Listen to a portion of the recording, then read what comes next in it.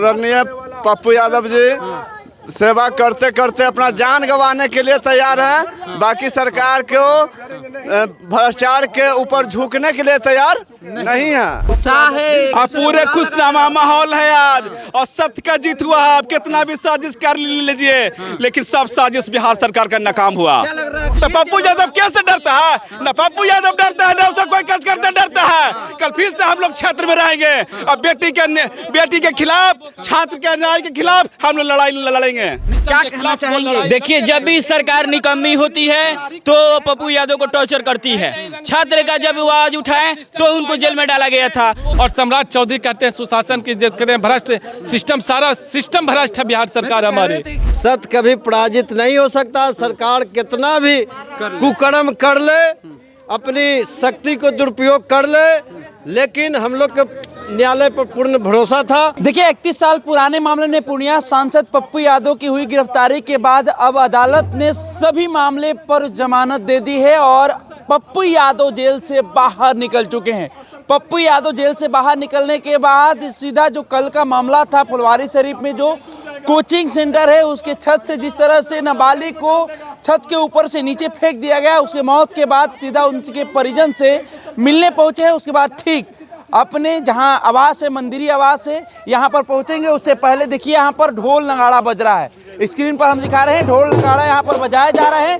लोगों में उत्साह है, एक दूसरे को गुलाल लगा रहे हैं। क्या कहेंगे? आज यही कहेंगे कि सच को आज जीत हुआ है। जेल का फाटक टूट गया, सेवदार मेरे छूट गए। पूर्णिया के एक अकेला 40 दांत में से एक जीव आदरणीय पप्पू यादव जी सेवा करते करते अपना जान गंवाने के लिए तैयार हैं। बाकी सरकार को भ्रष्टाचार के ऊपर झुकने के लिए तैयार नहीं है। क्या कहना चाहेंगे? उत्साह है, अब पूरे खुशनुमा माहौल है आज और सत्य का जीत हुआ है। आप कितना भी साजिश कर लीजिए लेकिन सब साजिश बिहार सरकार का नाकाम हुआ। क्या लग रहा है कि साजिश के तौर पर फंसाया गया था? एकदम। अब सरकार से सवाल पूछिएगा तो आपका बेल टूटेगा। पिछले बार कोरोना घड़ी क्या हुआ था?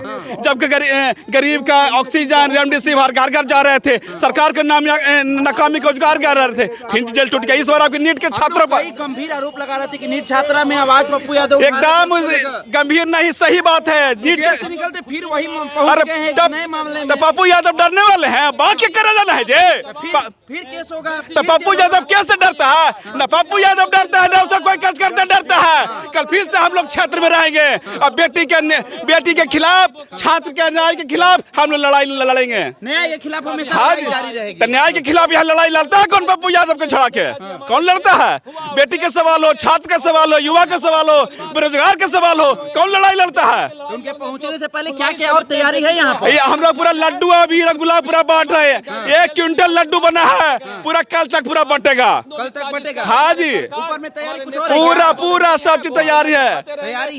क्या कहना चाहेंगे? देखिए, जब भी सरकार निकम्मी होती है तो पप्पू यादव को टॉर्चर करती है। छात्र का जब आवाज उठाए तो उनको जेल में डाला गया था। जब कोरोना काल में जब सारे जितने भी प्रवासी हमारे भाई थे, जब भी उनका मदद किया गया तो फिर जेल में डाला गया। अभी निर्भया वाला जो चल रहा है मामला, फिर जेल में डाला जा रहा है। ना उस समय डरे थे, ना इस समय डरे हैं और ना आगे भविष्य में कभी डरेंगे।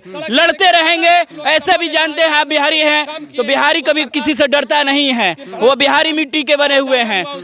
तब तक लड़ेंगे जब तक उनको न्याय नहीं मिल जाता है। जिस तरह दिल्ली में निर्भया को न्याय मिला, उसी तरह पूरे बिहार के बेटे सबसे अनुरोध है, ये पूरे लड़ेंगे, जोर शोर से लड़ेंगे। जिस तरह निर्भया वाला हत्याकांड में दोषी को ये एकदम 100% मिलेगा। पहले अभी अब तो छात्रा का मामला अभी थमा नहीं, एक और मामला सामने आ गया। जितने भी हमारी बहनें हैं, जितने भी हमारे बिहार के भाई हैं, उनको सारे को न्याय मिलेगा, 100% मिलेगा। इसमें 1% भी कमी नहीं होगी। एकदम 100% में 1% कमी नहीं होगी। क्या लगता है गिरफ्तारी के बाद आप लोग लगातार आरोप लगा रहे थे कि नीट छात्रा को इंसाफ दिलाने के लिए जिस तरह से पूर्णिया के सांसद पप्पू यादव आवाज उठा रहे थे, उसी को लेकर सरकार उनकी आवाज को दबाने की कोशिश कर रही है और गिरफ्तारी बिल्कुल सरकार हमारे नेता को, जो सरकार की भ्रष्ट सिस्टम को हमारे नेता ने आईना दिखा रहा था। और ये नीट जहानाबाद की बेटी के न्याय की लड़ाई सड़क से लेकर सदन तक हमारे नेता ने लड़ाई लड़ रहे थे, जिससे सरकार की बदनामी हो रही थी। सोचिए उनके सरकार 1 महीना हो गया, उनकी एगो बेटी को न्याय नहीं उनका प्रशासन दिला दिए। और सम्राट चौधरी कहते हैं सुशासन की जो भ्रष्ट सिस्टम, सारा सिस्टम भ्रष्ट है बिहार सरकार हमारी।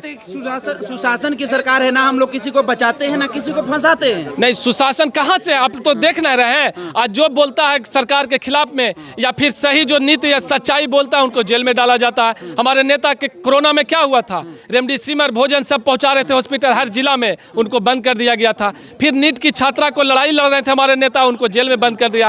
आज पता चला कि IPS अमिताभ दास जी जो सच्चाई बोले उनको भी आज सुनते हैं कि अरेस्ट कर दिया गया है। तो सोचिए, जो सरकार के खिलाफ बोलिएगा चुप, सरकार को कहना है जो सरकार के खिलाफ बोलेगा वो जेल में जाएगा, हम जो कहेंगे वही बोलेंगे। ये हमारे नेता नहीं सुनेंगे। हमारे नेता सोचिए जेल से निकले हैं और घर परिवार छोड़ के वो डायरेक्ट फुलवारी शरीफ में बेटी की न्याय की लड़ाई, कल का जो मामला हुआ था फुलवारी शरीफ में एक बच्ची को मार दिया गया था, उनके पीड़ित परिवार से मिलने गए। सोचिए कोई है नेता बिहार में जो अपने परिवार दुनिया जहाँ छोड़ डायरेक्ट जेल से निकलता है एक बेटी की लड़ाई लड़ने के लिए? तो जो भी सरकार साजिश कर ले, हमारे नेता लड़ाई लड़ेंगे, न्याय की लड़ाई लड़ेंगे। आज उनका बेल, उनका रिहाई पप्पू यादव जी का नहीं हुआ, आम गरीब का रिहाई हुआ है, छात्र युवाओं का रिहाई हुआ है, आम कॉमन आदमी का रिहाई, आज बिहार के गरीबों का रिहाई हुआ है। इसी में हम लोग खुशी पूर्वक उनके आवाज पर खुशी मना रहे हैं। बैंड बाजा बज रहा है, क्या कहना चाहेंगे?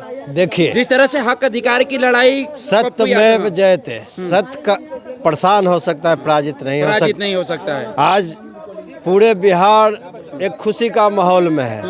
6 दिन पूरे बिहार अनाथ हॉल था कि बिहार का 13 करोड़ जनता को कोई देखने वाला नहीं था, कोई सूद लेने वाला नहीं। आज से पहले यहाँ पर सन्नाटा था, पूरे बिहार सन्नाटा था, पूरे बिहार सदमा में था कि क्या हो रहा है।